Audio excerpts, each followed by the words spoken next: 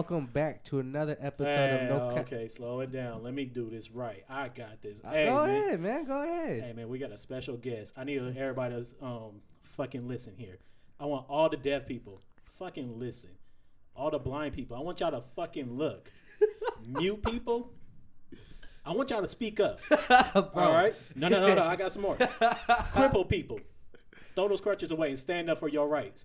All right? Because we got a motherfucking Swizzle in here, got man. NCG's own Swizzle Swan here. Yeah. How you doing, bro? How you feeling? Man, first of all, I thank y'all having me here, man. Man, I it's a feel pleasure. good, man. It's a I pleasure. done had a couple drinks in my system. For those of you who don't know, I'm a active alcoholic. So it was only right that I came up here, turned it a bit. So here we go. I like that, man. We start, what, it's a Saturday too? Saturday, It's a man. good Come day, on. man. Quarantine, chill. You heard? Hey, man, how you doing with this, like, quarantine shit? How you staying away from this shit? Look, the only thing I really am I missing right now is the gym. Other than that, like Gains up, doing man. these prison workouts and shit gets old, bro. I want to squat. You feel me? I'm trying to do push press and shit like that, man. That's the only thing. But other than that, bro, I'm cool. It ain't different from my normal life. Shit, it ain't stopping my bag. So, Hey, man, all them fucking push-ups get crazy. man, come on. My titties hurt, man. Come on, titties man. Hey, so man, we know you a talented artist. Thank Y'all you. don't know he's a really good rap artist coming out the Inland Empire. Absolutely. Part of the group NCG, which Yo. who are the other people on your labels? So, man, we got a couple people. Shout out to my boy Dooney. Shout out to Cash. Y'all had him up here. Shout out to my boy Cash. My cousin, my blood cousin, Ayo to God. That's the active rappers in there. And then we have Slim. Shout out to my boy Slim NCG. My boy Outer Space Kush, a.k.a. VA. And that shit sounds fire. yeah, man, you know what I'm saying? That So, shit you know, sounds hot off the bat, it's man. gang DJ Touch, man. So And that's before the we game go with more into you, man, we seen recently you were out in New Mexico. that. Oh, yeah. Okay, Can you tell us a little bit how that went? The touring, you know. Man, so check this out, man. Shout out to Tony Coda, man, because he actually got me the slot. And Tony Coda's another artist from out here in the IE. And he got booked to do a show in New Mexico. And I guess some of the people that were originally on the card, they were like local rappers there from the city. And some of them dropped out for whatever reason. Fuck them. And they dropped out, and he asked, would I be down to, they want to book you. Is that cool? And I'm like, yeah, if I could, bring some of my peoples with me. And he said, absolutely. So, I fought for Cash to get on there. I fought for AO and shit like that. And so, yeah, they got approved. They was fucking with the music and shit like that. So I came like 10 deep, and we went. We did a little road trip, and we went to perform, and it was dope, man. It was cool being in the area where nobody knows you, and they giving it up for you. They showing love. They like, I had people fucking buying me drinks and shit like that. Like, so that means they was fucking with you. yeah, really. man, motherfucker came up to me, dude, just dropped some money on the table and said, get whatever you want. I ain't never met this man a day in my life. You feel me? And it was after I came off stage and shit like that, and so it was cool, and people were like, I guess That's hard as fuck. we walked around with a certain aura where people just knew that we was from California, you know what I mean? And they just like, oh, what do you do? You're out here for music and this and that. So it was like, man, it was like being a mini celebrity on these streets and shit, going to these bars and shit like that. And it was cool. Trap Mingo was out there, man. Shout out Trap I know Mingo. y'all know Trap Mingo, man. Let me tell you, man, you ever want to look?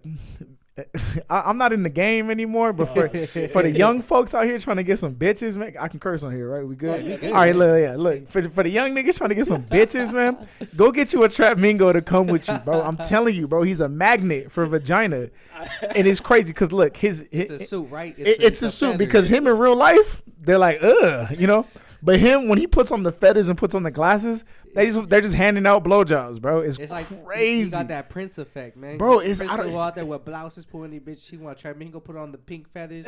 You come here, bro. He was getting them left. They made a Trap Mingo sandwich, bro. Like in the club, you feel me? I went to the club and shit. I might, you know what I'm saying? I went outside. I had a smoke or whatever, and I'm looking through the glass and I see him, bro. He's got girls on him. Like he looked like a motherfucking like an anime Ronald Isley, bro. That's what this nigga looked like, man. And he just had feathers, bro. man. And so yeah, bro. If y'all in the game, man, and y'all trying to prowl on these young whores, man, y'all go hit up at Trap Mingo everything. Go holler at my boy. He gonna get you right, man. You heard it. Shout out Trap Mingo. Oh, Trap Mingo. He said if you need that, hit up Man, Trap I'm Mingo. telling you, boy. I'm about to go try to get a picture with Trap Mingo. See if I can put that on my team. Right. See what that might do for it. Yeah, you gonna think you him? Nah, they know who the fuck Boogie is. Around they know who I am. They gonna scroll through. They gonna say that ain't Trap Mingo. They gonna say it's fucking Boogie. Hey, speaking of concerts, bro, how did that PNB one go? I remember you went around there. I never talked to you about that. Yeah. How did that go? Like, how was it feeling? Because isn't that like your biggest concert and everything? Yeah, I mean, on paper, for sure, it definitely is. For those of you who don't know, me and the gang, we opened up for PNB Rock at the Observatory in Santa Ana. And so, we knew the promoter. They said it was cool, blah, blah, blah, this, and that. So when we go there, it was another one of those situations where that was definitely the biggest crowd that I performed there from. Yeah, that was definitely the biggest crowd. And it was another situation where these niggas don't know you. You know what I'm saying? They ain't really promote us like that. Right. So this is when we stepping on stage, this is the first time they have ever heard of us. And they was going nuts. You feel me? Y'all go to my Instagram, ncg_swizz with 2 Z's. Y'all see a recap video on there. And they're going crazy, man. They're just like, who are y'all? I mean, when we stepped into the crowd, I always perform in the bulletproof vest when I come out for big shows and shit like that. I'm walking, bro, I can't get through the crowd without getting stopped. You know what I mean? As I'm coming off the stage, and they already think I'm one of them niggas. They think I know PNB personally. You feel me? The way they was, what I'm saying? To Dan to tell you, you feel me? They think I know PNB personally. So it's like, they coming up to you and just like, it's a humbling experience for someone who they don't have to tell you that they like you. No one is obligated to come up to me and tell me, can I take a picture with you? Can I get your autograph? Where can I find your music and shit like that? So when shit like that happens, bro, I interact with every single person. Like, you feel me? Like, it's like I'm big time, man. You know what I mean? And I'm just like, and I tell them thank you. You feel me? And I follow everybody back when I meet new people and shit like that, because it's like, for me, this is what makes this shit all worthwhile. I'm trying to expand. You feel me? I want to be, top 5 in the world streaming and shit like that. So meeting these people, man, it's a dope experience, bro. It makes all those the hours that you spend in the studio and the money that you spend recording and all that good shit, it makes it feel like it's worth it. You know what I mean? Because this is resonating with people. And so I feel like I'm doing a service to the listeners. It really shows, too, how good your music is as well. You're saying you go to New Mexico, a state where you probably don't know if people listen to your music. They're over here fucking with you. You go to Observatory, open up to a different crowd, to a different artist. You don't know how their ears are going to be listened to, but they listen to you, they fuck with you, they buy you your shit, they want to take pictures with you, they want to know where they can stream your music. So that's how you know your music is good. Man, thank you, man. Thank you. That says a lot, man. Yeah, and it pushes me, man. It definitely pushes me, because I know there's people. I mean, I got motherfuckers that I'm meeting for the first time who's showing me more love than people that I've known for years. You feel me? Like, I can't get a motherfucker that I've known in high school and shit like that we might talk pretty regularly and shit like that, to get me to repost my shit. And these motherfuckers meeting me for the first time, like, where can I find your music? And they screenshot it immediately and putting me up there. That says a lot, bro. You know what I'm saying? That's love, man. That's real love, right? You know what I'm saying? And I feel like it's when you come from your own city, there's a lot of people who hate, man. There's not a lot of people that want to see you winning. Probably because they want that type of shit for themselves. You know what I'm saying? It's just a fan. And that shit's always been confusing to me, bro. Because anybody who knows, who has come to me, honestly, like on some advice shit, whatever, like me and you, we've met up. You know what I'm saying? Where we've been out, we bumped into each other, shit. And we talking about podcast shit. You feel me? Right. I don't make $1 off your motherfucking podcast. You feel me? I don't get no. This is before you asked me to be a guest or anything, and I was giving you game on how to monetize your shit. When I think the best hours is to, you know what I'm saying, to post your shit, and it's, bro, I support anybody who comes in who's pursuing their dreams, bro, because there's enough money and there's enough space and market for everybody to eat. So I could never be a hater. You know what I'm saying? Especially someone from my own city. You know what I mean? You know what I mean? Big facts. You want to see everybody succeed. Yeah, so I support anybody. And if I could ever put money in my people's pockets and whatever we do, if y'all sold t-shirts, bro, I'll buy a t-shirt. You feel me? And that's because I support what you do. You know what I mean? And unfortunately, there's a lot of people where I come from, in my own city, that don't feel that same way. They want to hate.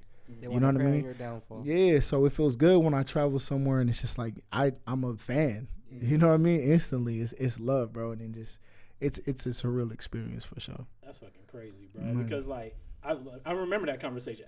You was telling me things I never even like heard of or thought about. You know what I'm saying? Just like to expand and move forward, because it wasn't just about podcasts. We was talking about music overall and everything. Yeah. And like just hearing that overall, it kind of like expanded my mind on this shit. Like this business is just not made for like the most popular niggas, like, you know, like they already had a fandom that's already gonna grow, Right? Because you know, like you see like Joe Rogan. I think if I'm not mistaken, he used to be like a announcer or some type shit. Yeah. Or you see like Joe Budden, who used to be an ex rapper. Or you like, I remember seeing like some nigga like Conan, like who runs a late night show. He got a podcast now, but it's like they all have following.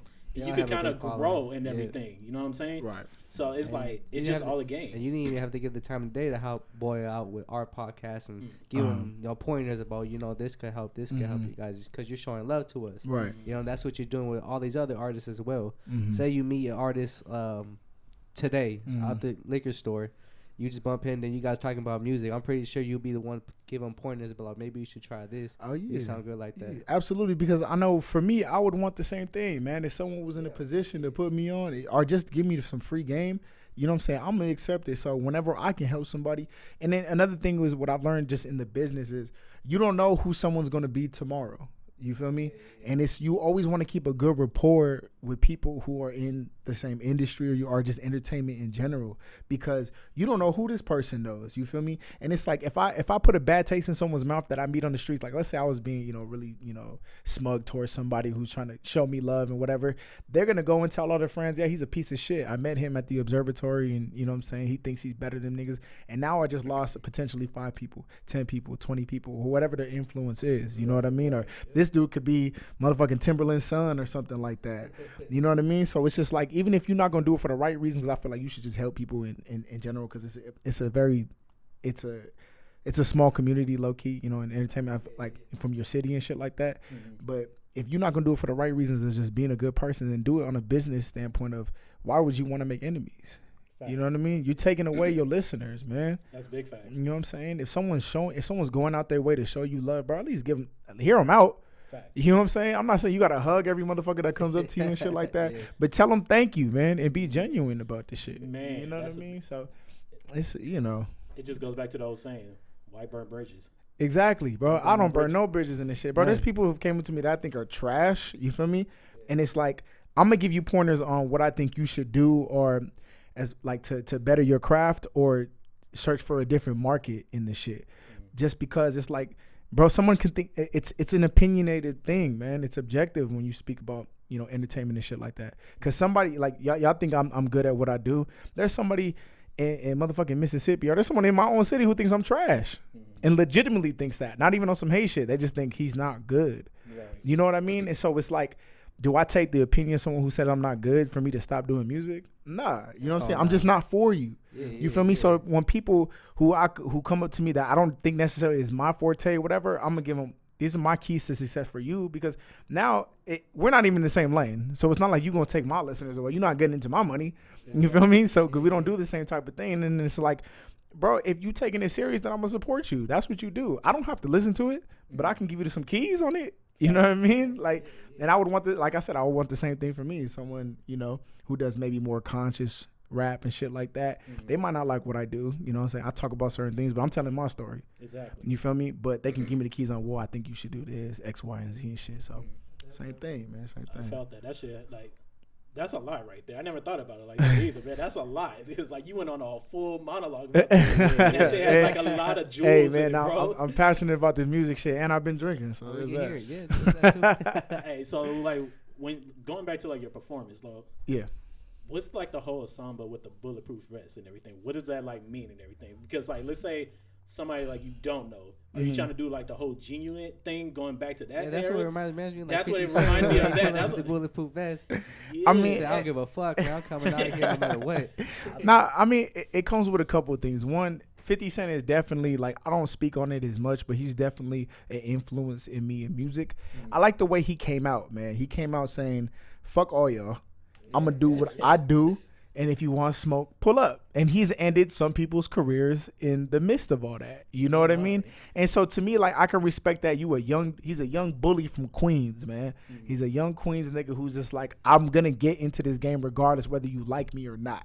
And I can respect that, man, because I feel the same way when it comes to this rap shit. I mean, I don't go out and just, you know, purposely disrespect people in the music game and shit like that, because that's not how I move. But at the same time, if you want smoke, I'm with it if it makes sense. You know what I'm saying? I'm not turning down nothing. I think I'm the greatest, and I'll say it into any rapper that I know personally. I think I'm better than everybody. That's what you feel me? should be doing, man. I'm not a hater, but I just think I'm better, and that's how you should feel when you come into some shit, man. This is what you do. 50 ain't nobody should be able to do you better than you. You know what I mean? So 50 said, you know, so that's one of the influences of why the Bulletproof Vest came out, and another one is too like. I wanted something that people to remember me by, man. Like when I come out, like I wanted to brand something. When you know that Bulletproof Vest come out, you know I'm gonna do a certain song. You know what I mean? Or you know, like it's like okay, I usually I don't like to bring it out every time I perform. I like to do it for more of the bigger events type shit. You know what I mean? No disrespect to any stage that I touch where I didn't wear it. You know what I'm saying? But I do. I don't want to water it down either. Yeah. You know what I mean? But so I do it for the bigger type things or whatever. So.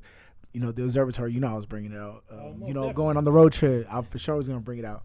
And so so that's another reason I wanted to stick with somebody like, the dude with the bulletproof vest, if they didn't catch my name, they know like there was some dude in the bulletproof vest that was going on. You know what I mean? Yeah. And so the third reason is, bro, it's a metaphor, bro. I'm outside, man, and I'm the same nigga anywhere I go. You know what I'm saying? I'm never going to switch up. I'm outside. I'm in the field. You know what I mean? And I'm going to perform songs that I like, and I'm going to talk the gangster shit that I want to talk because that's who I am. This isn't a gimmick.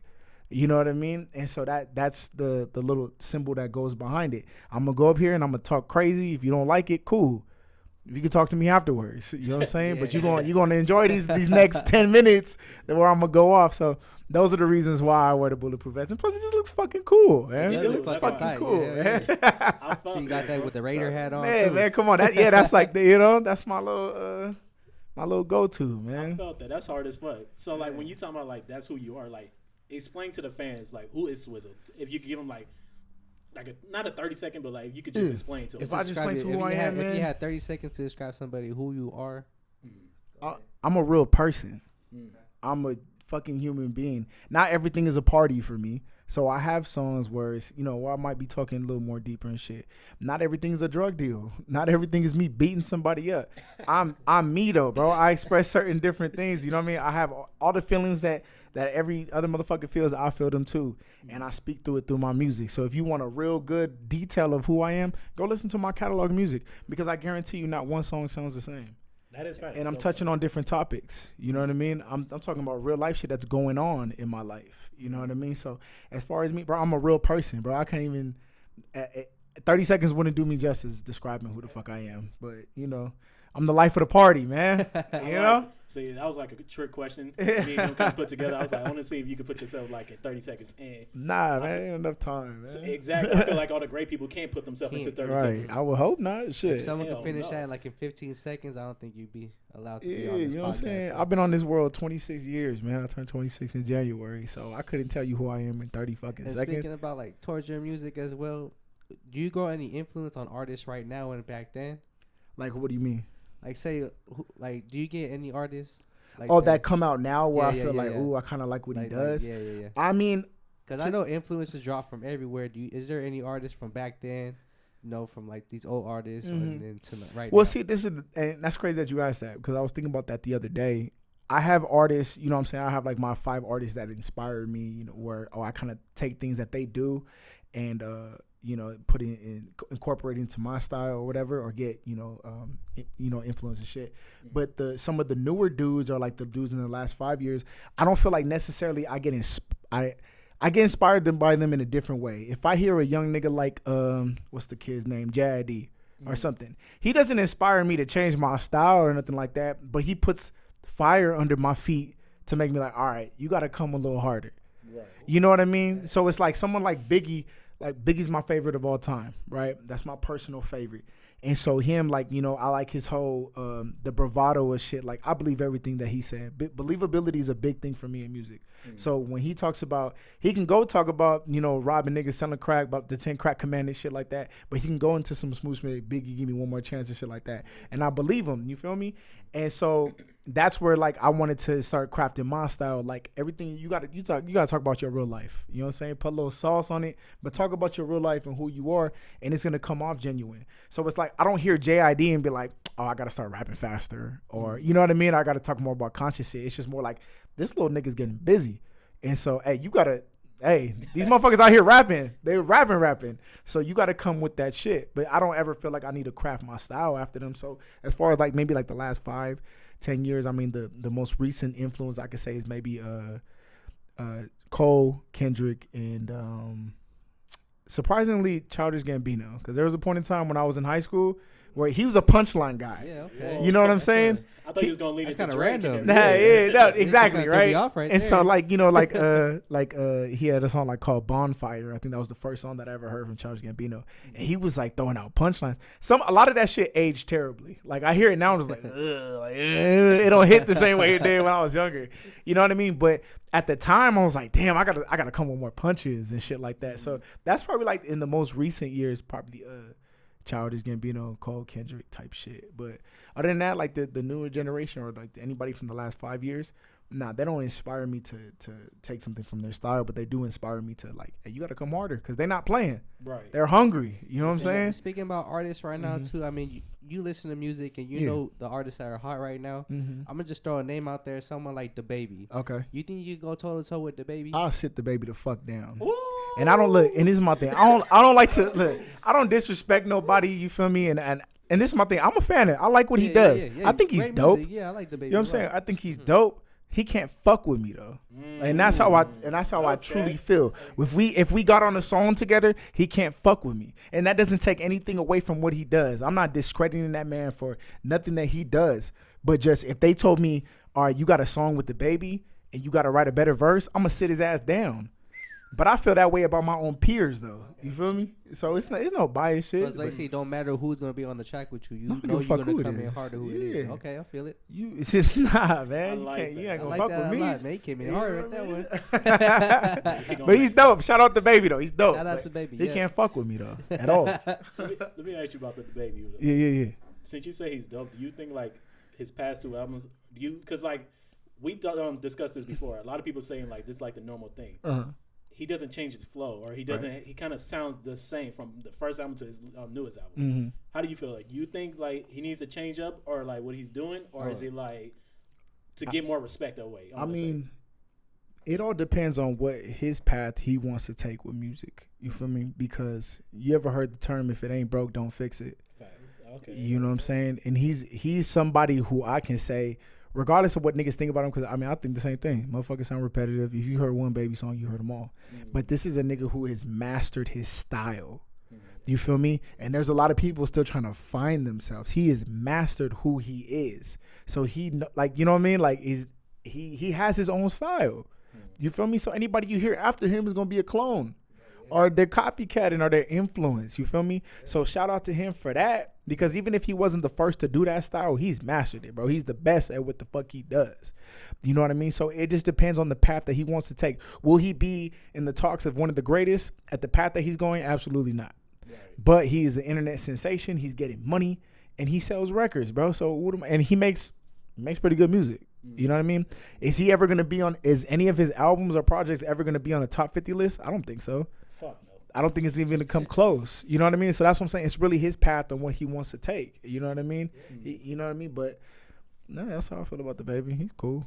All right, let me ask you. This is like a serious question. I always want to ask artists because how? All right, so I'm gonna try to get this together. I be looking throughout the internet. I see like multiple artists. You know, people go on Twitter. They talk shit about them. Right. So like, I remember a couple of years ago, maybe last year, it's a singer. She goes by the Bonfire. Okay. And she dissed like LA, saying like this was like the dirtiest shit or something like that. Would you ever work with an artist like that? Like, let's say they have some type of like history. Like, let's say I remember like years ago, Tyga was like Tyga messed with like a transgender or something like that. Right. Would you like do the same thing with DaBaby too? DaBaby just slapped that fan. Yeah. So like, are you gonna even like? Would you open yourself up to like working with these people, even though they got some type of history with them, or is it like you just kind of like separating yourself from them? You know what I mean? I mean, it's a lot of it to me is case sensitive because it has to be like, okay, for instance, if they do something that completely is the opposite of what I believe in type shit, like if, okay, for instance, a nigga like Young Berg say he don't fuck with dark skinned girls.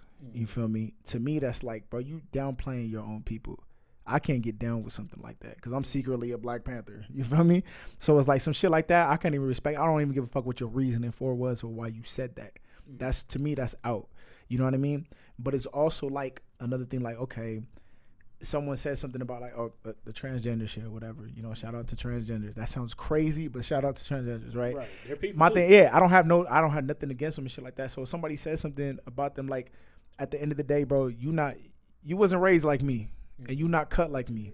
So what you do on your own time is completely up to you. If it makes sense for this music shit, then we can do it. But that's not something that where I don't have a strong opinion on with, you know, your sexual preference or whatever the case like may his be. personal life too. If you're making music with him, you're there to do business with him. You're not there to be in his personal life. Yeah, you know what I'm saying? Like if a motherfucker does some hardcore drugs that I'm not into and he talks about it like a Future or some shit like that, do I got to be like, I can't do it because I don't do that? Nah, you know what I mean? Because we would see a lot of collabs not happen. Yeah, if that was the fucking case, you know what I'm saying? Kendrick shouldn't be doing a song with Future. You know what I mean? But it's like, whatever you do, like as far as like if it doesn't like touch personally onto something that I have a strong opinion on, then bro, you do what you want. You know what I'm saying? Because I'm pretty sure there's shit that he does that you don't agree with. Are you gonna stop doing NoCap with him?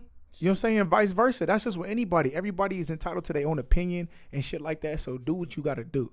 But if it's something, you know, crazy, I can't touch it. You know what I mean? Just because, you know, for my brand and my shit, I don't want people thinking that I'm a fucking. That you okay with this? Yeah, and you support this type of shit, like nah, you know? I don't. You know what I'm saying? I can't do a song with Trump. You feel me? Like that never happened. You know what I mean? So it's like. What if Trump hit you saying, "I got a 16 for you"? He said, "Let me on that track." You know what I'm saying? You gonna let him? Fuck out of here! I might light his ass up. We do the track together. You know what I'm saying? But nah, it's case sensitive. But I mean, I don't think the opportunity would come up as often anyways to work with those kind of people. They would know not to hit me. Right. I ain't down with that shit. Why do you think I would want to do a song with you? So. All right, because I felt the same way. Like I remember a couple months ago, even like somebody like Justin Bieber. I know he came out. It was like a video came out of him saying the N word, like the hard ER word. And I was like, damn, how do I feel about this? Like, is like this was when he was a kid. You know, he has no like maturity, he has no sense. Yeah. Can me as an adult, as a black man, can I forgive that and still listen to him or even work with him? Right. And then I'm thinking in my head, I was like, part of me saying like, well, he was a kid. He was doing this for attention. You know what I mean? He has no sense. Now, if he was to do it at his age now, that would be a whole different story. Exactly. So like, you know what I mean? I see where you're going with it because like me personally, I probably would work with him. But at the same time, I'm still looking. I'm like, I don't know. I'm gonna like look at you from the edge. I'm here for business. I'm not here for no like personal. Like you my friend on type shit. And like it's case sensitive because it's like the media will blow something up more than what it actually is. Mm-hmm. You feel me? And so it's like I gotta really look at it like, how do I feel about this certain shit? Like, you saying he's a kid? Go ahead. Yeah. I mean, I feel like if that would come to a point, say me and you about to hit somebody up for like an interview. And some shit happens. Say we hit up Justin Bieber for it just to put out there. I would have to call Justin Bieber and talk to him, be like what type of person he is. And I could hear it from his voice and I could hear it from his own words about what actually happened, what's that. And then that's when I can tell if, you know. All right, big fact. That's something that I would do, you know. Yeah, you can hear it in their voices, man. Absolutely. I mean, like me personally, I'm not a voice person. I got to see you front at first because I could sit here and lie and like say, oh, my voice sounds like this. I can sound genuine on the phone. I want to see you in person. I want to see what like with your eyes, what are what's your body language, all that shit. Is you gonna look at me? Is you gonna turn around? Is you gonna move your feet, swing your arms around, man? I want you to lying. I want you to look me in the eyes like a man, like a man, bro. And tell me how you really feel. Nah, I feel that. No, for sure. You definitely got to go through the screening process. Yeah. Hey, let me ask you this though. So I recently listened to a lot of different podcasts with music and everything. I'm starting to learn like, for in this like type of business, I never realized that you have to put so much like. What's the word? Like so much like stock into like your voice as a rapper and everything, or even as a singer. How do you think like go about that? You know what I'm saying? Like, what do you think about that? What are your thoughts? Like, what do you mean as far as putting the stock into your voice? So like you could say like kids like you know like the kids like the ski masks and everything. Okay. So you know how their voice they sometimes sound like a kid. Okay. Now compare that to like somebody like a Kendrick or a Drake or a Cole. Oh, okay. So like, do you push that much? Oh, so like okay. I think I know what you're getting at. So, like, Kendrick is the type of person, he's a rare breed of people who he uses his voice as an instrument. You know what I mean? And he's able to do things that it's sonically. I like that. Different. I like that. He uses his voice as an instrument. You know what I mean? And so, for me,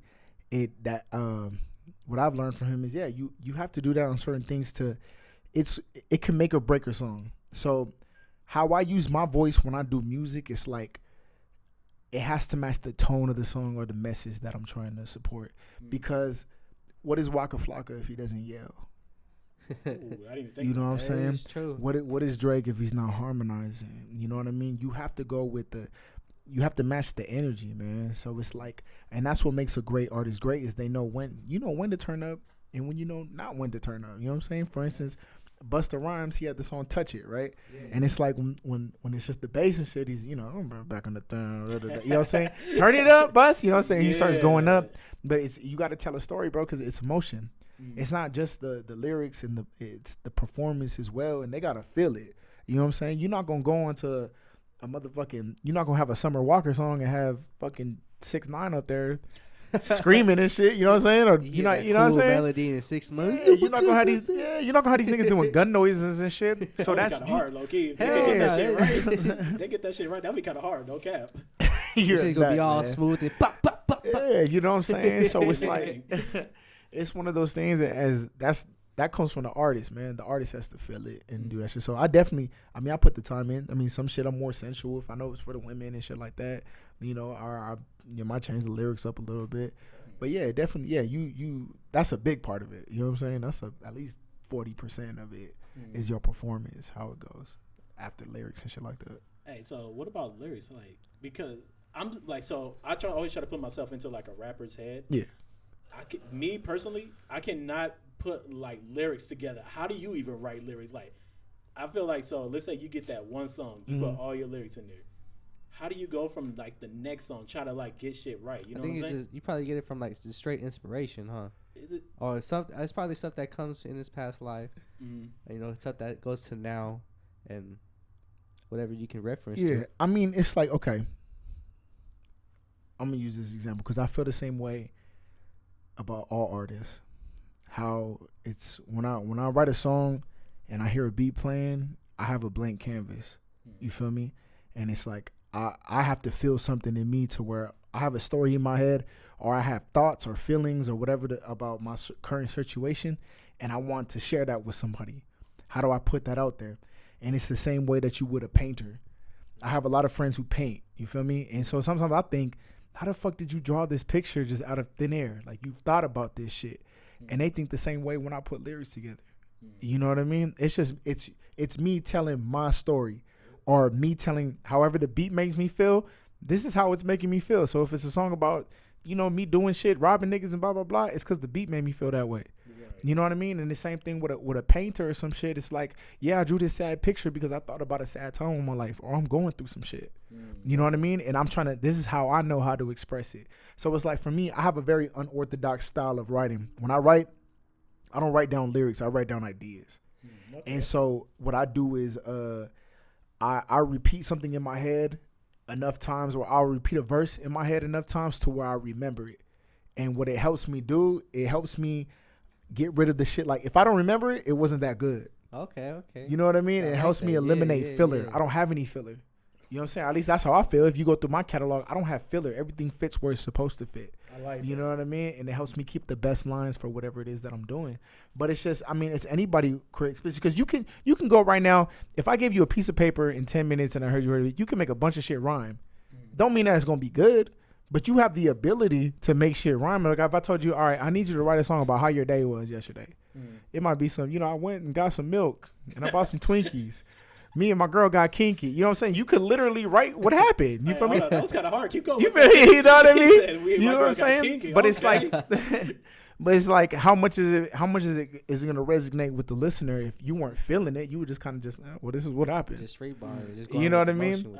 But if I go in there talking about a time where nigga I was held at gunpoint or some shit like that, you gonna feel it more because it happened. You know what I'm saying? And I'm trying to express this with you. So it's with anybody who creates, man. A person who makes a house. You feel me? I know people who make sheds and shit like that. They don't need blueprints. Right. It's up here, man. You're a creator. You feel me? When you come up with questions and shit, it's just what you thinking about. Somebody could come up to you and ask you, because I'm literally thinking it as y'all asking me questions and shit. Like, how the fuck y'all just coming up with these questions off the fly? You know what I mean? But it's because that's how you feeling. You're a creator. Right. You know what I mean? So in the same way that you come up with good interview questions, it's the same way I come up with music. Okay. You just gotta feel that shit. In my mind, I'm just thinking, man, say you hear this beat and then this thought bubble just pops right here. You write that shit down. Mm-hmm. So if you could go off of that, you could make one song out of just one idea without writing shit down off the top of your head. You hear that beat, you're just going with it. Oh yeah, absolutely, man. When we was on our road trip on the way to New Mexico and shit, I made these motherfuckers, we gonna write a song in here, play a beat. You know what I'm saying? I wrote a 16 verse while I was driving. You know what I'm saying? It's on film, so I can't even make this shit up. You know what I'm saying? I've never heard this beat. Yeah. I never heard this beat in my life. But this is how the shit made me feel, and this is how we going. I'm going to create, man. That's what I do. You know what I mean? Just like y'all create. Y'all create these thought-provoking conversations with people. Mm-hmm. You know what I mean? So it's just like, how do you choose to create? And so, yeah, it's because I'll be thinking the same thing. How the fuck did you think to put this here, and y'all made a fucking battery? You know what I mean? It's just, I don't know, man. I can't explain it because it's in my head, man. It's in my head. Oh, yeah, bro. Hey, so that's kind of crazy. Let me ask you this, too. Yeah. My man Swizzle. Yes, sir. Dreams versus expectations versus reality. Mm-hmm. So, like, what are your dreams? What do you expect out of yourself personally? Like, be 100%, you know what I'm saying? Mm-hmm. And at the same time, your reality and everything. All right, so let's just start with dreams right now. What is my dreams as far as music or just in general? Let's go with both. Okay. My dream is to... Bro, I want to be the greatest of all fucking time. You feel me? As far as this music shit goes, I want to be the greatest, and I feel like I have the tools in order to be the greatest. I think I'm marketable. I think I'm believable, and I think lyrically I'm fucking awesome. So, that's my dreams, and my dream is to go down in history, bro. I want to resonate with the listeners, man. I want to have something that's gonna live beyond me. You know what I mean? Where you have someone like a Tupac or something where I might not be the biggest fan of him, but he's going to live forever. You know what I'm saying? He left a legacy that's going to last longer than him 100 years when he's gone. You feel me? And so that's my dream, to do that, to be the biggest fucking artist of all time. And what was the other two? Expectations, like what do you expect out of yourself as a personal level? Like what I expect is to give my full effort in everything that I'm good at. You feel me? Like I have other things that I pursue, like, you know, I do camera work, you feel me? I do photos, I do videos and shit like that.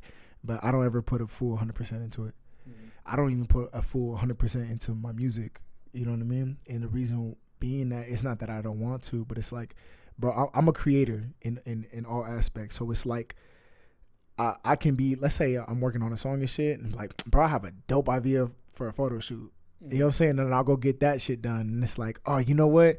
I think I'm fucking funny. I want to do stand-up too. And I could write a fucking 5-minute stand-up bit. You know what I mean? So my problem is like, bro, I've never taken anything 100% serious. I was good at fucking football. You feel me? I was out on a scholarship and shit like that.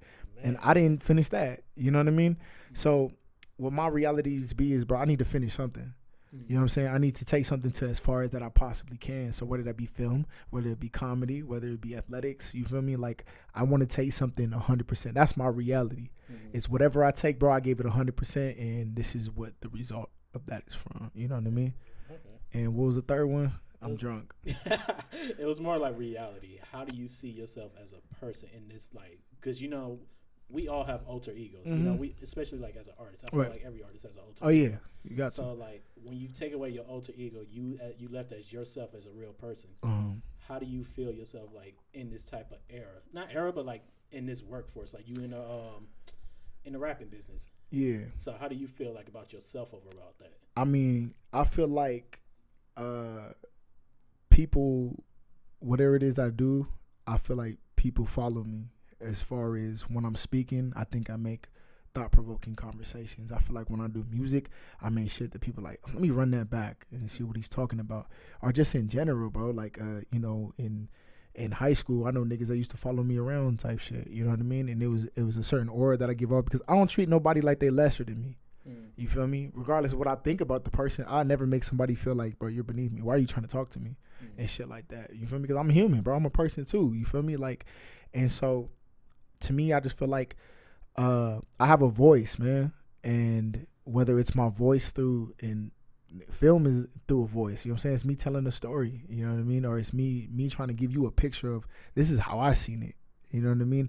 And I feel like so my reality is, man, I have a product, or I create something that people are in tune with. That is my reality. And it's just how far do I want to take it? Right. You know what I'm saying? How far do I want to take sports where people could like, you know what I'm saying, potentially could have came out to come see me on Sundays. You feel me? And watch me play in the NFL. But they're coming to me. I'm a ticket seller. That's how I feel. Or if I'm performing on stage or some shit, people are coming out to see me because they like what I do. So I have a voice and I have a platform, bro. So my reality is, how far can I take this shit? Okay, I like that. That's fucking fire. Great answer, right? Thank you, man. Hey, did you tap into the Royce the 5 album? Man, look. I lied and told somebody that I was going to, and I did it, man. I didn't. It was actually Dan, man. Shout out to my boy Dan, man. Look, I told him, because this is my thing. I have never. I can hear somebody and say, bro, they rap amazing. From a rapper standpoint, I can look at someone and release, bro, you're dope, bro. You rap dope. But I can hear his music and say, this shit's fucking trash. You feel me? No. We're not getting to his album yet, but I'm saying like somebody of his caliber where I can hear Yellow Wolf. I think Yellow Wolf's dope. I think Yellow Wolf cook a lot of niggas. I think his music's ass. I ain't never heard a Yellow Wolf project where I'm like, oh, this is it. I have never, like, anything that I've heard from Yellow Wolf, I try to give him a chance to say, because I'm like, oh, he spits, so he must make good music. It doesn't always work like that. Right. You feel me? There's people who are hella strong. You play football, y'all play sports. You see people who can lift 1,000 pounds. That doesn't resonate with they play good at football. That's facts. I seen motherfuckers get their ass whooped, and I was doing a lot of the ass whooping of niggas who were stronger than me, faster than me, bigger than me. Just another instant, we know who Usain Bolt is, right? Yeah. In the world, he went to go play soccer. But that ain't even giving garbage, man. Come on. I didn't know that. Yeah, he went to go play come soccer. On. That's he nuts. do nothing, man. That's fucking nuts. And so, and you would think like the same thing, but it's different, man. It is, it's a combination of things. So someone like Royce, I think Royce is dope. You feel me? I can confidently say I'll put Royce in top 10 rappers that I've ever heard in my life, as far as being able to rap and shit like that. Like the nigga's dope. Mm-hmm. He's not in my top 50 when it comes to making music, though. So when someone tells me that his album's dope, it's like, okay, I'll take it with a grain of salt. Like, I'm gonna go listen to it because probably it might be good, but I don't have high hopes for him. Right. But that's just my, like, as a critique. Like, he gave me that stigma. That's not my motherfucking fault. You was doing some bullshit in between. Joe Budden's another one of them niggas. Man. Joe Budden rap his ass off. You feel me? I'm not running to go hear a Joe Budden album. You feel me? Like that, but you know what I'm saying? Like, that's just me though. So. Same thing with Eminem, right? Eminem, you feel me? Boy can rap, but I am not gonna tap into a new Eminem. We know he's a good word rhymer. You know what I'm saying? He's one of the greatest. You feel me? But see, like, so, you know, like, people like Eminem, I think he should have stopped at a certain point, like years ago. Now I just feel like he's just rapping just to rapping. It's like you're tarnishing your reputation. You're tarnishing your legacy overall, bro. That shit is crazy. And that's the thing, though. That's the gift and the curse of being a creator, bro, is you're always going to be able to create. Mm-hmm. You feel me? You might fake get writer's block and shit, bro, but that shit passes. You're always going to be able to create. Because I feel the same thing about Wayne.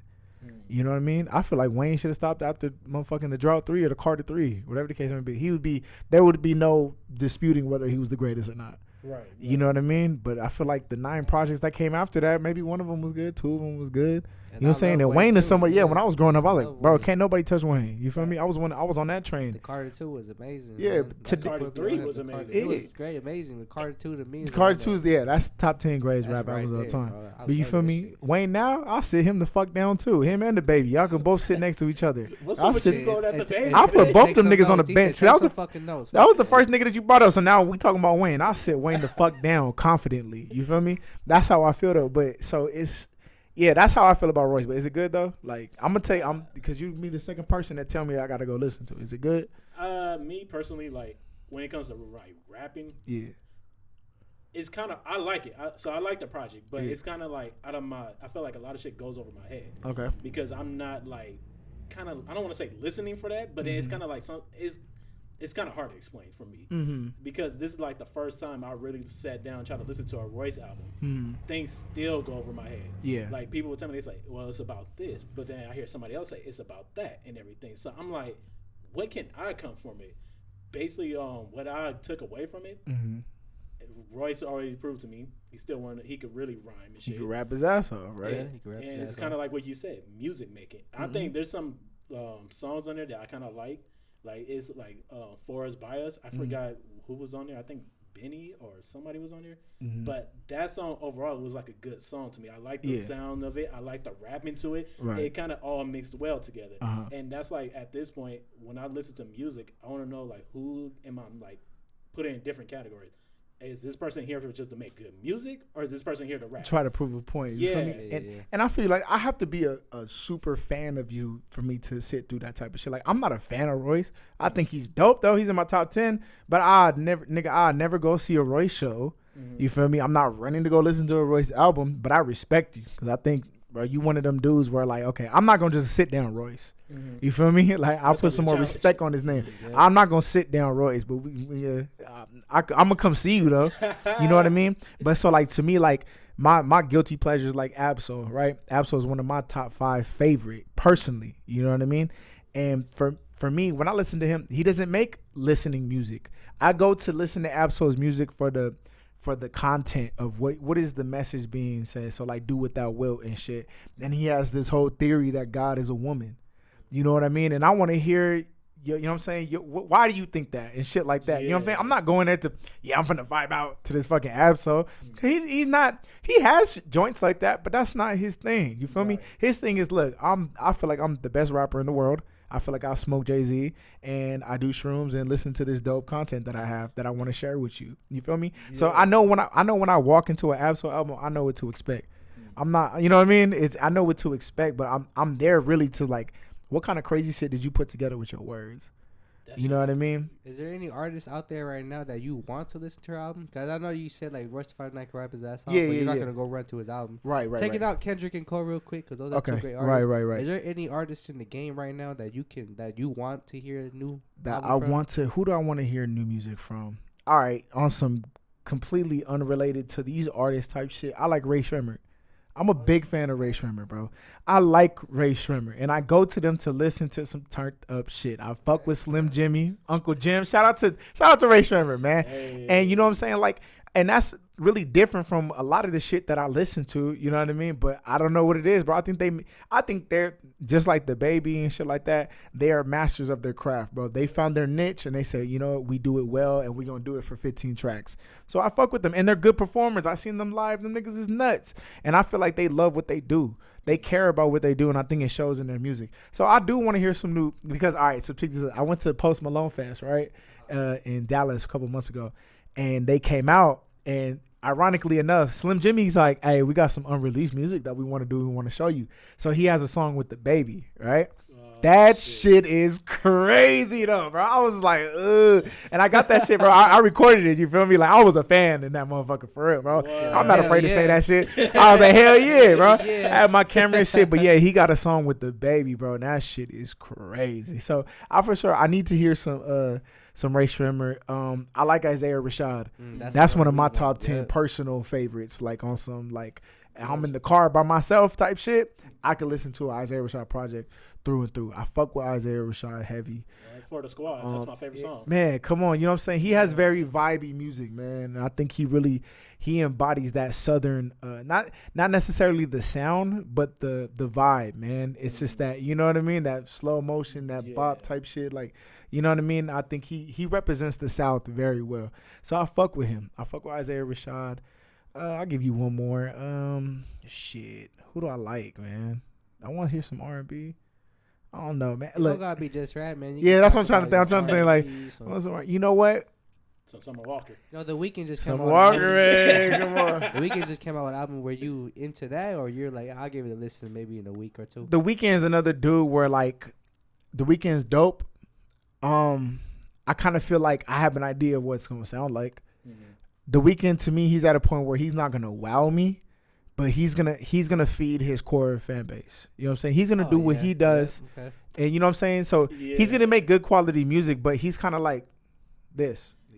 He's not going down where he's not going up. That's it's crazy because you just kind of like put that thing in my head, and I 100% agree with you because I had conversations with different people about the Weeknd album. I said I walked away liking it, but I didn't expect nothing different from it. You know what I'm saying? Because it was good. And there's some songs I didn't like it, you know, but shout out to fucking Ryan. I hate talking to him about the weekend sometimes. Oh, man, he's a dick eater, man. That's why. Hey, we love him, though. Shout out to Ryan, man. We love him, though. He's a dick eater, though, man. We was conversating. He's like, the first thing I told him, I said, I walked away with like maybe, if we being honest, -3 because they was already out before. Yeah. 6 out of 11 tracks on there I like. And he was like the first thing he said, you're a fucking hater. I said, how am I a hater? Because I mean, I only downloaded 8 tracks off of it. I mean, I'm not. And that's still good, 8 for 11, because that means his fans is gonna like 11 for 11. Exactly. If you somebody who's not a dick eater and you like 6 or 8 to them, then 11, yeah, he hit his mark. And so bro. More to the story is we've seen the best weekend. Mm-hmm. You know what I mean? That's just what it is. Yeah. We've seen the best weekend, and that's just what it is. But his best is good. Right. And he still makes good quality music, but I'm not putting him on Mount Olympus. You feel me? See, that's me with a lot of artists too. Like I heard their best work, and their next albums is not as good as the last one. I'm like, okay, it's kind of falling off for me. I can say that with a lot of artists. Honestly, besides Kendrick, I think album after album, Kendrick has just been spot on. Him and Isaiah has been spot on with this shit. So it's the same thing as Royce the 5'9". Yeah, like album. You know, it sounded like a Royce album basically. Yeah. When you were describing it, it's like, all right, I know what to expect from it. You know what I mean? And I feel like as an artist, you got to do 2 things. You either got to elevate, you know what I'm saying, on your next album, or you got to do something different. And I feel like even if you do something different, that's still a win. Like for me. Like, I kind of skimmed through, like, to this day, I haven't listened fully through Astroworld, right? Really? But I knew Astroworld sounded different from Birds in the Trap Scene McKnight. Yeah. And I feel like, hey, bro, as long as you did that, then that's cool. It don't got to be better than Birds, but you experimented. You feel me? Because to me, what that shows is you're growing with your music, bro. Mm-hmm. You're not in the same space as you was when you did Birds in the Trap. You feel me? It doesn't have to be better. But it's like, bro, you got to go with how your heart is. You know what I'm saying? I feel that. So, like, question. I got 2 artists when you said that like that because when you say like that's a W. Let me ask you this: did you ever listen to Have you ever listened to A$AP Rocky before? Yeah. Like, you remember the Testing album, and then what was the album Long before? Live A$AP? Yeah, that's the one. That's his best one. That was on his that best album one. heavy. I was too. So like, I remember we talked about this before off camera a lot. I personally don't like Testing. Mm-hmm. And another artist I could say that's the exact same way is Bryson Tiller. Mm-hmm. You know, from his first Trap Soul to I don't know what the fuck that second album. They're like 2 different. Yeah, things. I gave it a listen to a bit. I'm like, you know what? I'm not fucking with this Bryson. So going off of that too, like just saying like how I'm trying to get like in your head, like how is that like a W? How do you count that as a W? Okay, well let's see. Okay, you either gotta, if you do something different, it can't be bad. You feel me? And this is the thing. Let's say Bryson's album wasn't bad. I don't think it was good. Let's say it wasn't bad, right? Let's say, you know, I'm speaking objectively. It wasn't bad. The problem with it is the expectations on him were way too high. Way high. And that's what I try to tell niggas when it comes to these artists. Bro, you got to give them time to grow. Because when he came out, you can't ask anybody who know me personally. I'll say, yeah, the kid is good. He's good. He has a phenomenal pen. Guess what? Royce has a phenomenal pen. That doesn't mean it's going to equivalent to a good album. So, yeah, he had it was new. It was fresh. He had this little, you know, ominous demeanor about him where, you know, his videos, he's in the shadows and shit like that. So it's like, okay, it's mystery, right? But people were putting too much on him. Like, he's going to be the next big thing. He's dope. Right? He's good. The kid is good. He's not a crazy vocalist. Let's start there. His production's okay. His pen is what carries him, right? So the thing is, we set these expectations too high for people. I think people did the same thing for Logic. I feel that strongly. I feel like when Logic came out, the dude was spitting, right? People were like, yeah, man, top 5, Kendrick, Logic, fucking Eminem. You know what I mean? It's like, slow down, bro. It's new. You feel me? We haven't seen enough of him yet. It's just like, motherfucking, we relate this to sports or some shit. You got your Kaepernicks and shit. Or you got Jeremy Lin with Linsanity. Yeah, he bought out for 3 fucking games. Let niggas, you know what I'm saying, give it some time though, bro. Anybody can show up for one night type shit. We don't see motherfucking the Dolphins beat the Patriots. It don't mean that they're dope. That's why we have a whole season. You know what I mean? Right. That's why we have whole seasons for shit. You got to let these niggas give time to develop, bro, because they still ain't found themselves. This is just an introduction to what they do. And so But that's what happens when a lot of these niggas get spoiled and shit. It's like, your first one, oh yeah, he's on. No, there's such thing as called one hit wonders. You feel me? Mims had a song back in the day called "This Is Why I'm Hot." Fire. We didn't think he was the next one up. You know what I'm saying? But the song was gas. Fire, you know what I'm saying? The Wolf Pack. They had, got my Vans on. You know what I'm saying? They had a couple after that. But nigga, you not running to go hear a Wolfpack album. So what happens is we put too much expectations on these niggas because as fans we hear something it's like, oh, this is new, this is different. This is what's gonna be like for the rest of the time. Nah, let that nigga grow with his music. Cause then when he dropped his album, it was a dud. Right. And I told niggas that he's gonna be out of here by next year. And that's exactly what happened. You feel me? And so you gotta let these artists give time. Like it's okay to be a fan of somebody. I'm not telling you that, but don't put these crazy expectations on somebody because, like I said, his album probably, let's say if it wasn't bad, it was still too much. We expected this shit to be like, well, shit, you came out with "Don't," which is I think "Don't" is a phenomenal song. You feel me? But to do that for a whole album is different, man. We all have singles and shit like that. You know what I mean? If I went off my best song, bro, I'm the fucking GOAT. That's how I feel. You know what I mean? But it's like, let's hear what else he got. Yeah. You know what I mean? So, like, how do you, like, put that to, like, somebody like A$AP? Because that wasn't even his first album, I believe. That was, like, his third album. Right. So the thing with A$AP is, so Long Live A$AP, to me, that's a hip-hop classic. That's a great album. I love that album. I'll put it in the top 100. I think it's a great hip-hop album, right? The thing with A$AP is he started getting that real money, man. He started getting that real money and it shows in his music. He not hungry like he was.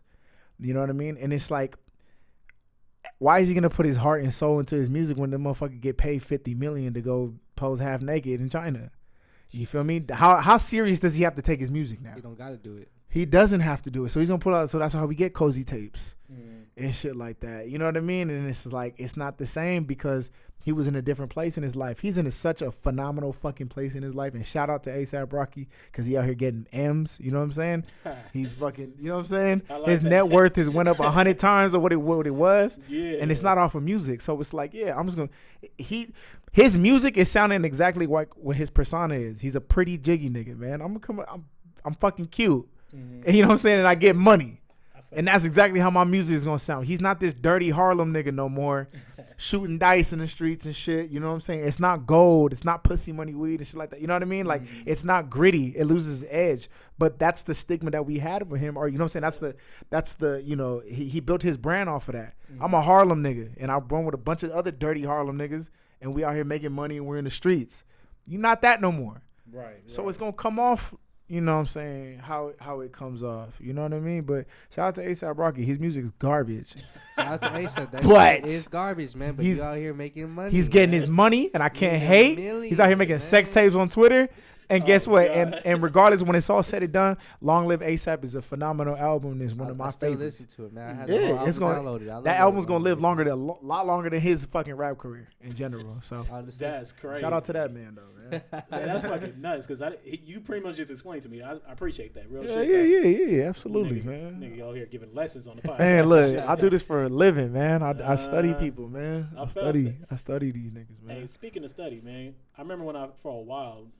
When I first started like seeing you kind of rap, you did the whole rap battle and everything. Yeah. Do you ever like, let's say you do like, you make it, like let's say you gotta like you somewhere hot somewhere, you on a hot 100 or something like that, you know?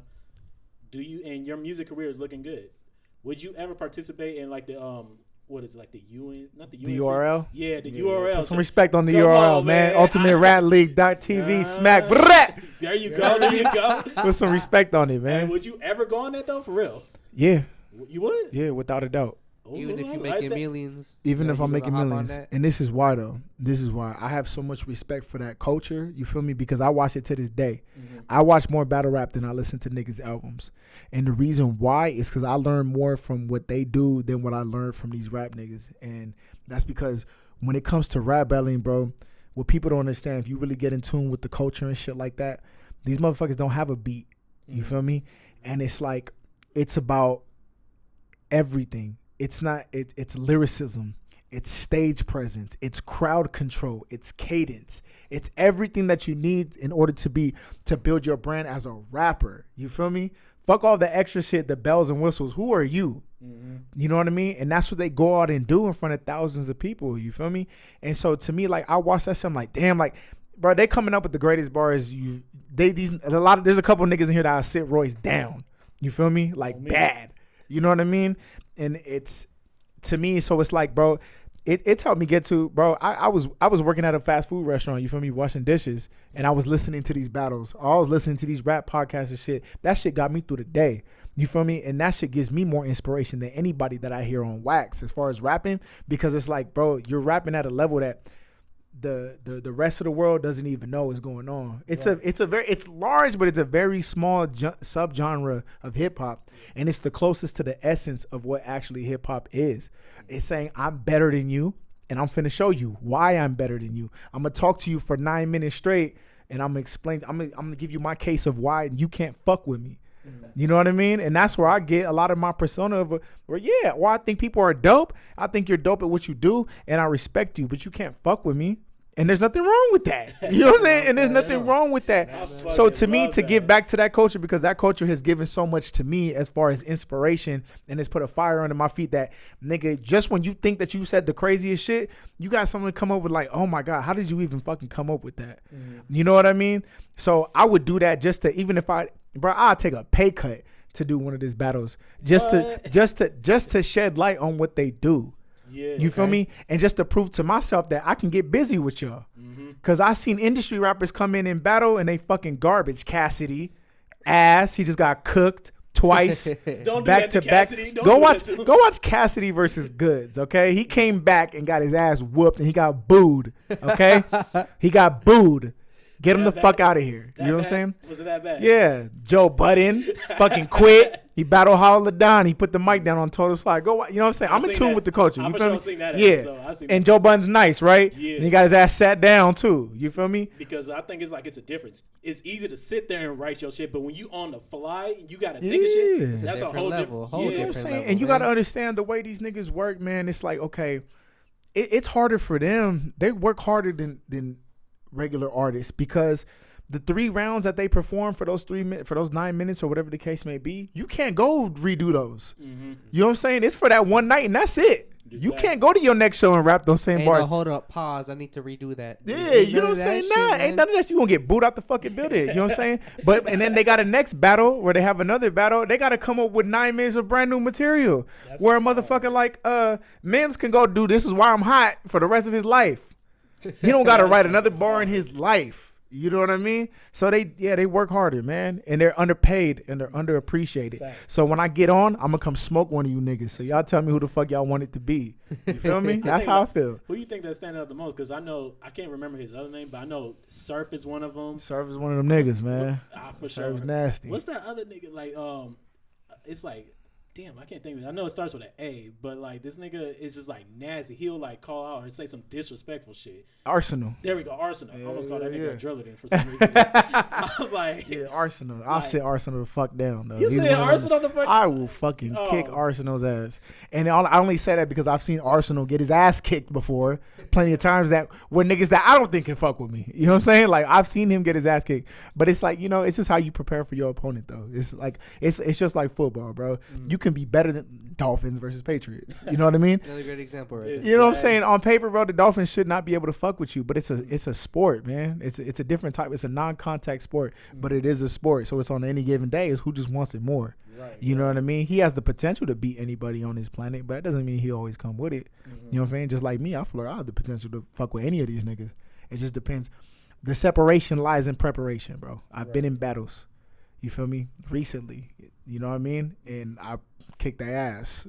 You know what I mean? Because I showed them the differences. I came in here ready to rap. And y'all thought I was playing. Y'all thought shit was sweet. Well, I got set up on, it was like on some blind date type shit. I went to a cypher thinking that we was just going to cypher. Yeah. You know what I mean? And then the motherfucking host comes out and tells me, yeah, we're going to have y'all battle. What? Out of nowhere, out the fly? Out of nowhere. I thought we was going to come in there and do one cypher. I had one verse ready. You know what I mean? Me and my cousin, Ayo the God, man, NCG. We went up there And I went with GD. GD was there with me. He rode with me. And we thought we was going to come in there and cypher. These motherfuckers talking about battling. There's 9 other motherfuckers there, whatever the case may be. Me and AO went in there and whipped their asses. And they know that, too. Is there any film on that? Yeah, we have film on it. Oh, we got to get that. We have film on it. But see, this is the thing, though, man. The host didn't want to drop it. What? And this is why, though. I don't know for whatever his reason. I have my theory on it. He set it up, right? We went there, cool. We thought we was going to come there, cypher. Shout out to Pookie F and Rude. He was the nigga that held it. So it was a Rude Effect cypher. We went up there, and I never talked about this on, so y'all getting an exclusive. So we went up, I had met him at a video shoot for the homie Tony Coda. Shout out to Tony Coda, man. We went up for his West Coast shoot, and we were shooting Smoke Break. Y'all familiar with Smoke Break series, right? So we shot his Smoke Break freestyle there, and then so he was like, hey, can I put this on my IGTV? He has a big following. I was like, hell yeah, you can put it on there. So we all start rapping and shit. He puts it on his IGTV. He gets about 10,000 views. There's motherfuckers in the comment box talking about, man, if I was there, I would have smoked Ayo. I would have smoked that nigga Swizzle. I would have did this and that. I said, it sound good. You feel me? So what are we doing then? He said, I'm hosting another one. Y'all pull up. All these motherfuckers I was woofing in the comments wasn't there, right? But there was 2 people that were in the comment box, right? Shout out to Body Bag Jones and shout out to my man Juan Porno, right? Crazy name. Shout out to these niggas. They was talking shit. I ain't never heard these motherfuckers a day in my life. And that's on my daughter's life. I've never heard them rap ever in my life until we got to the cypher. They was on there talking shit. This is Pookie's men. This is his people's. Pookie saying, hey, y'all better be prepared because these motherfuckers came here to rap good, this and that. This is my thing though. I don't give a fuck what they came to do. I know what I do. You know what I mean? So you could be prepared anytime. Yeah. You know what I'm saying? I don't give a fuck about none of that. I'm going to do what I do. You know what I'm saying? I know I get busy. I don't know what these niggas do. But I know I came prepared like on some, I'm here to rap. So we go. I'm thinking it's a cypher. They say, oh, we're going to have y'all battle. This is, long story short, we kicked their ass. We kicked their ass. We went 4 rounds of rapping, bro. We whipped their ass, right? Yeah. Now, Pokey don't want to drop the footage and we speed rush it. Dan will tell you, I gave him some extra bread. I said, can we get this done by this weekend? Because he's pressing me for the footage. Yeah. We got it done. I sent it to him. Now he don't want to drop the footage when he watches on the playback. And my theory is, I don't know why. Maybe he can confirm. Never got the confirmation from it. But I think you was bigging up your mans that they was good. And you let these niggas who we ain't never heard them in our lives, they can go see our music. My shit's on public. I don't have nothing to hide, nigga. My life is on there. You feel me? You had this ammo and you got your ass kicked still from a nigga that didn't know you. And I'm mad because you watched our first freestyle thinking, yeah, I can fuck with that. Because the shit that y'all brought wasn't fucking with the shit that we did last time. You got your ass cooked. They took it on the chin. They fucked with us. You know what I'm saying? Shout out to, like I said, I fuck with them. Shout out to them. But the more to the story was, bro, like I came there to do my thing, man. And so the footage never get dropped. And I'm thinking that's why, because he co-signed somebody who got their ass kicked. We need that's to on see you. This fucking footage. Oh yeah, man. Look, I got it in the tuck, shit. man. That's on some greatest hit shit. I might drop it, you know what I'm saying, maybe a year or 2 or something like that. We really need to see that shit. But The story sounds man. great. If That's we see the it. visual, That's it. I got the visuals, man. I got the visual. I might drop a snippet or something, man. But you know what I mean? Just give us a little like 10-second taste, man. But you know what I'm saying? But that like goes into we circle all the way back to the whole bulletproof vest shit. Bro, I'm outside, bro. And I'm going to talk to you just like I'll talk to anybody else. I don't give a fuck where I'm at. I'm me wherever I go. You know what I'm saying? And I'm going to rap how I want to rap wherever I go. I felt that. You know what I'm saying? So respect me like I respect you, and we going to be Gucci. That's all that is. Yeah. Hey, man, talk to these man, niggas. Look, man, don't sit. And you see me battle. The nigga that I had battle, I threw a battle event, you feel me? Yeah. And I stopped battling because I love battle rap. Music is my passion, though.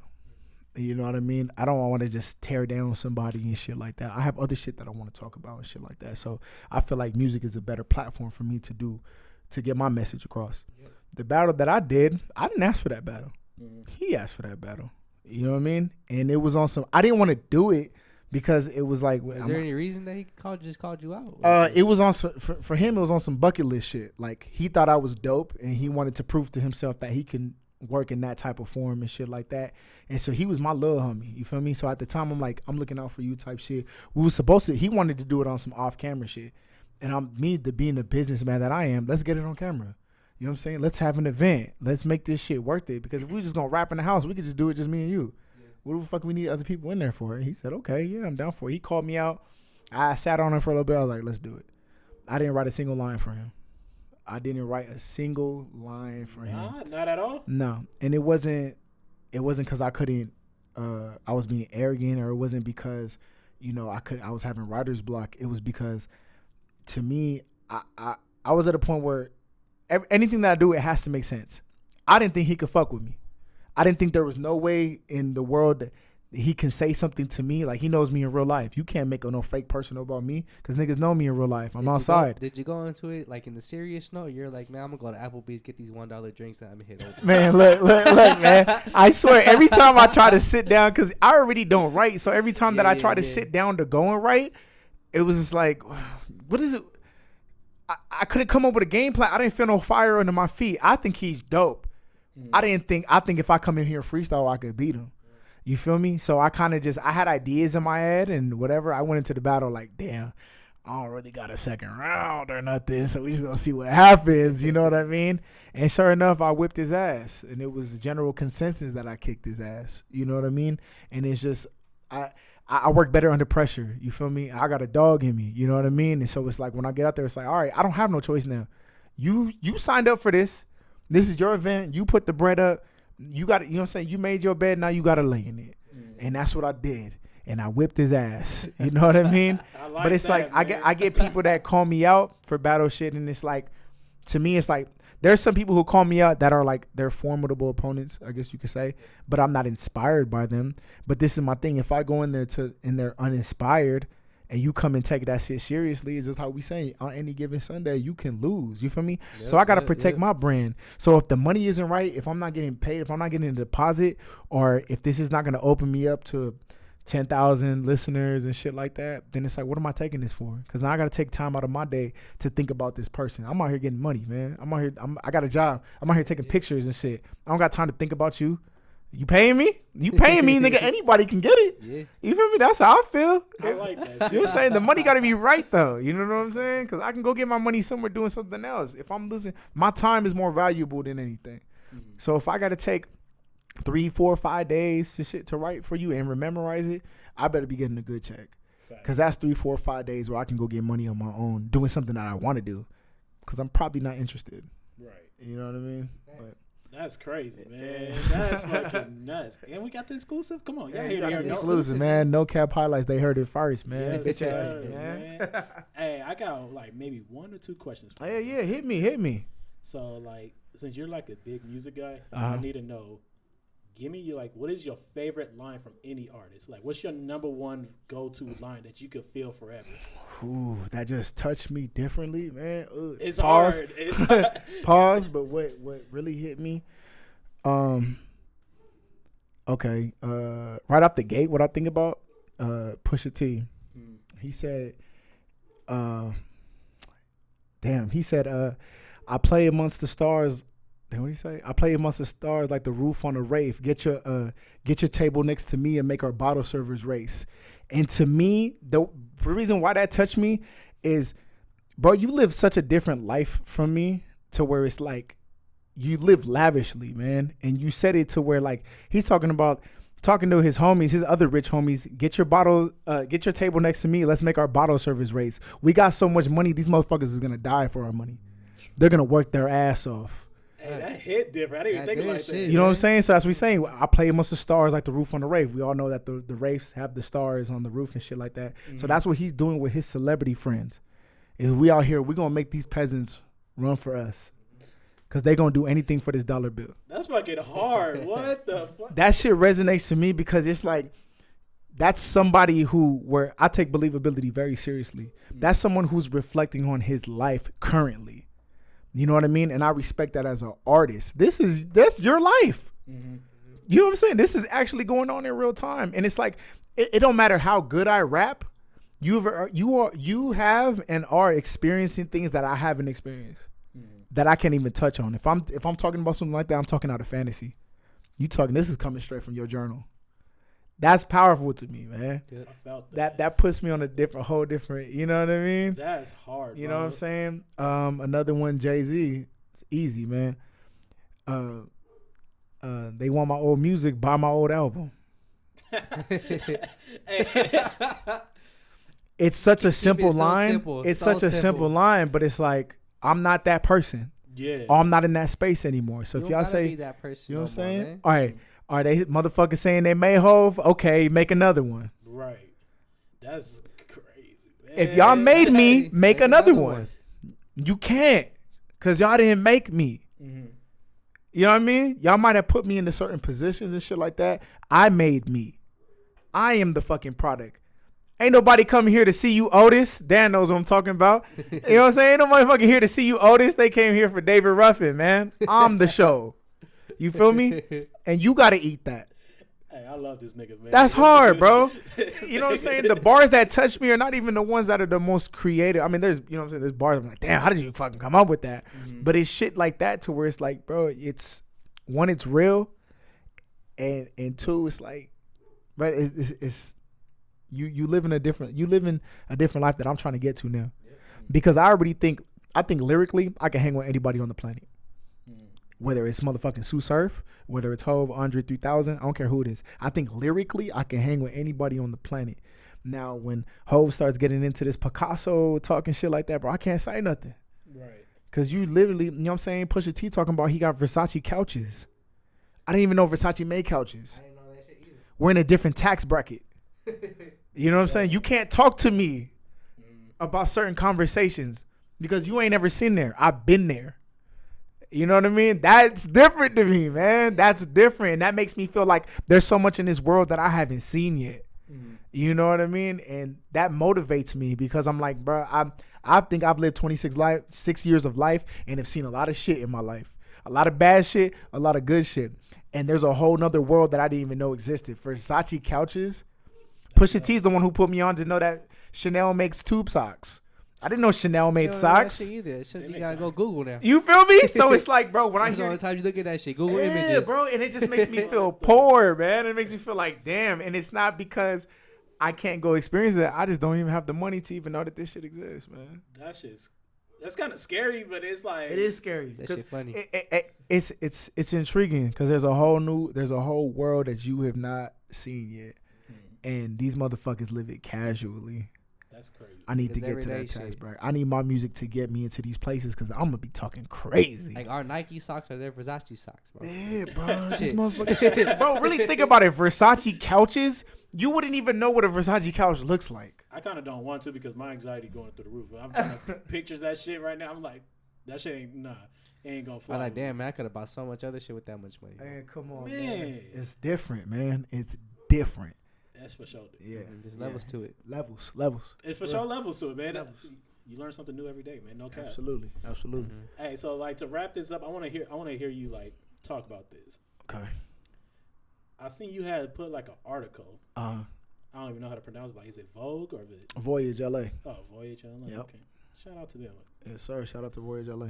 Hey, I write better than all of them, but no, I'm just kidding. Talk your shit, man. Come on, somebody got to. There you go. So how did that come about? Like, how did like they contact you and shit? Like, how did that go all about and everything? Well, with me, okay, so I have a business email on my Instagram and shit like that, right? So I get a little tip that I get for anybody who's in the creative world. Use hashtags. Hashtags are your best friends in these pictures. Use hashtags because people actually click on hashtags and they go follow posts or they go follow people. So like a YouTube link just pop. Yeah, exactly. You know what I'm saying? You know, when you put YouTube shit, you're going to put Kodak Black, you put Drake and shit, so your shit pops up, right? Mm-hmm. Use hashtags, bro. I can go through my DMs right now and I'll show you on camera where I got motherfucking 1 million producers trying to send me beats. Where they're saying, I found you, bro, I found you randomly on Spotify, or I found this, or I found you through a hashtag and shit like that. Where I get people who want to send me beats just off of the strength of they think I'm dope. You know what I mean? I have to go through a lot of bullshit because a lot of them aren't good. But there, you find some gems in there. But it's not even about that, bro. It's the fact that somebody clicked on your shit, they became instantly been a fan, and they reached out to you. You know what I mean? Mm-hmm. Use hashtags and shit. I don't have people verified check marks hit me up on some I found you on a hashtag. You know what I mean? We have conversations and shit like that. That's where I meet a lot of people, where I network. A lot of my listeners is overseas. You know what I mean? If you go by my analytics, for real. So use hashtags. I don't know how they found me, but they did. And they reached out. They hit my email talking about, you know, we seen your shit, we seen your work. We would like to do an article on you if you're up for it. me being me, like, who the fuck am I? Of course, hell yeah. Shit. You know what I mean? So I talk with the head of the editorial team and shit like that. So they do is they send you a list of questions that they want you to answer, and then they send you like a link, and then so you go through each thing and whatever, and then so from there, what you do is when I was done, it's they work on a lot of references as well. So they tell you drop 5 names of who you think that we should interview. Type shit, you know what I mean? So I let my artist friends, you know what I mean? I put them in there, but I think you can put more than what they tell you, like 5, but 5 for sure they want you to give. And so it's people that I co-sign type shit that I think are dope. You know, shout out to Amelia. That's one of my artist friends. She does she has a online shop where she does clothes and shit. She's also a painter and she does music. So that's one of the first people that I said, y'all gotta go holler at her. You know what I'm saying? Because she's creating. You know what I'm saying? I wanted to give names of people who have content and shit like that. So yeah, that's how they hit me, man. And it's just, bro, don't be afraid to hit these links, man. Don't be afraid to go to somebody's website and inquire about anything, man. You can get a hold of anybody. You gotta Google. Google is a real thing. Google is your best friend. Hey, what did Jay-Z say? Google is your friend, bro. He's like, no, really. And that's for anybody. That's for y'all. That's for anybody who's in the entertainment world. If you want to be a part of something, bro, find out what it takes, bro. I found out before. This is a story that not a lot of people know. Is NoCap exclusive. No, we got 2 of them. Right? Come on, man. Before Megan Thee Stallion was Megan Thee Stallion, I found her through the Explore page. And I said, who is this girl? Because she's snapping. I'm not a big fan of female rap. So when I heard a young 19-year-old Megan, I said, this girl is dope. And somebody needs to hop on this and sign her, right? Now, this is before her first mixtape ever dropped. And I found out who's her talent agent, who do I need to get in contact with. So I got in contact with her booking, right? And so they hit me back. I basically have like a little template where I hit them like, my name is Swizzle. You know, I'm a California artist, 25 years young. This is copies of my work, blah, blah, blah. Here are my Instagram links, shit like that, whatever. I'm inquiring about how much does Megan charge for a feature? Because I knew at the time I wasn't going to put the song out immediately. You feel me? But I knew it. I was like, she's potentially is going to be next up. And so when she gets big, I'm going to drop that fucking song that we have together. So I'm going to get her now. So they hit me back. I'll show y'all off camera. But they hit me back and they're like, you know, we thank you for reaching out.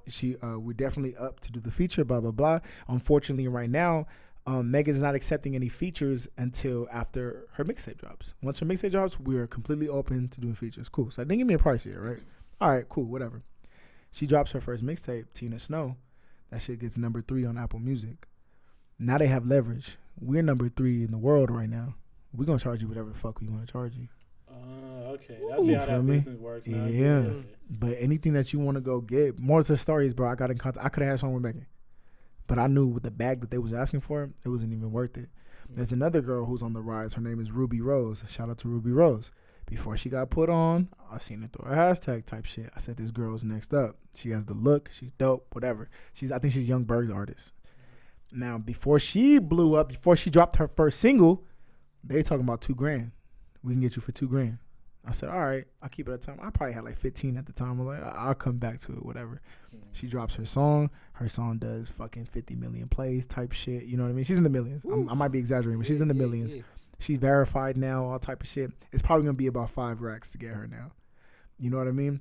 But the moral to the story is, man, go hop out there and get that shit. If you want to collab with someone, if you want someone to do a review on your music, same thing with Trap Mingo. Ask Trap Mingo how he got his reviews and shit on his Trap Mingo video. I said, hit up the anime bloggers. Hit up niggas that do shit. Hit up niggas like y'all. You know what I'm saying? Ask them what do they charge to do a fucking reaction video to your shit. You know what I mean? It's really, bro, how hard you working this shit, bro. But everything's obtainable. And if you don't know how to do something, you pay somebody to know how to do it. And that's how it works. You know what I'm saying? I could just imagine. Say you hit up Megan, I want to say like half a year before she dropped that mixtape, and you... Come on, bro. Woo-hoo. I'll be on right now if I had a song with Megan right now. If we shot a video. We'll be right here with $1 Million Swan. Man, come on. You be and I still come do this damn podcast with y'all, man. For the free. I was on Breakfast You know what Club. I mean? Yeah. You know I what was I'm on saying? Hot 97. He said, and I come to fuck with He NoCap. said NoCap, y'all better than Joe Buddy. But it's here. well, we forget that it's a business, man. Yeah, this industry is a business. Now, I can get a song with Megan. I just have to have $60,000. You know what I mean? But it's an investment because You got to understand you can go like right now. Shout out to Joe Moses. I'm gonna be name dropping all day, but shout out to Joe Moses. I can probably go get Joe Moses right now for $1,200, and he'll pull up to the video. Right. I'm just throwing a guess out there, Joe Moses. Don't get disrespected. But let's say I can get him for $1,200. Right. I get the video and shit like that. Cool. You have to look at every dollar that you spend as an investment, bro. These mics and shit like that. This elevated your shit. You can have a guest now. You know what I mean? At the time, I'm like, now I got to drop 100 or whatever the case may be. But it's like now you could bring in potentially new listeners and shit, right? So if I go get Joe Moses for $1,200, I got to say, all right, well, with his market, how many views is he going to get me? And then y'all got to know how much do our streams play. I mean, how much do they pay? You know what I mean? How much does Apple pay? How much does Spotify pay? Shit like that. And then you got to look at his interactions. How many people are interacting in his comment box and shit like that? So if I go, let's say Joe Moses has 50,000. Let's say he has 100,000 followers. Let's say Joe Moses has 100,000 followers, but you only see 10 comments in there, or you only see 1,000 likes or some shit. If I'm spending that $1,200, how much money, what kind of influence does he have? Right. You know what I mean? Because if he only gives me 500 people, shit, I could have used that $1,200, bro, and I could have got on World Star. You know what I mean? Where I go get 500,000 views. So it's like, you know, I fuck with Joe Moses. If I ever book Joe Moses, it's for awesome. I want this for my resume. It's not because I think he's gonna bring me in some money. I'd rather give Joe Moses $2,000. You come perform. We'll go perform a Pomona. I'm gonna throw my own event and I'm gonna charge at the door. Make your money back. You know what I mean? Yeah. So it's like everything's investment. Every dollar that you spend, make sure that it's worth it. You feel me? And that's where anybody, man. Y'all want to collab with somebody, hit them up and find out what they charge. And if it makes sense, have them come up to your shit, bro. And they're going to get you that money back if it's worth it. Right. You know what I mean? I know if I have Megan on the song, if you spend $60,000 on Megan, bro, you know how many people are going to come listen to that damn song? You know, it's crazy because it's just us. You just dropped that song with Tyga, and that's just like #1. Man, come on. Tyga's garbage. Trash. Not even that. Horrible rapper. I Getting his money, though. Hey, get your money, Tyga. It's just like how you said. It's this little rap group I know called Phony People. A lot of people don't fuck with them, but they just dropped a song with Megan Stallion. Now they were talking about, I seen the Instagram post. Now they on the Hot 100. Number 19 right now. That's an investment right there, bro, because you're getting paid. Exactly. Now I see what you're talking about. It's just like you drop the money now, making money later. They have leverage, bro, because now they can go to the House of Blues or, you know what I'm saying, when this coronavirus shit dies down, but they can go to somewhere, these local promoters and shit, be like, hey, look, we have a song. You ever heard of Megan Thee Stallion? We have a song and video with her. Okay, well, what do you guys want to do? We want to perform at your shit. We'll charge you $2,000. We'll come and perform. They have that leverage now because they're on the fucking billboards. Right. They can come anywhere to these local places, go get a bag real quick. Yep. You know what I mean? So it's like, yeah, man. Think about that shit. If y'all ever feel stuck and feel like how you want to expand, because I've been there, bro. I've been there 100 million times. I have a feature with a pretty big artist right now that I have in the cut because I know what it's going to bring in, and I paid a good amount for it. It was a good amount, but it was an investment, and I'm still keeping it. So I haven't announced it yet, but I've had this song for about 3 months now. Okay. You know what I mean? But I'm waiting to drop the bomb, but just know it's some shit, though. It's dope. It's fire. It's fire. Big artist, though. It's a big artist. That's crazy, too. Say you going to blow with this song. I know it was going to blow up, man. We know you. We got the exclusives right here with Swizzle, man. Got the exclusives, man. Before he blew up. Before he blew up. Before he blew up. Facts. Hey, you heard it here. Fuck Breakfast Club. Fuck Hot 97, because we going to be here first. We got motherfucking Swizzle. Man, come on, man. Talk, man. Talk. Hey, I love it. Man. Hey, I want to really say thank you for coming over here and sitting really down with us, bro. Appreciate it.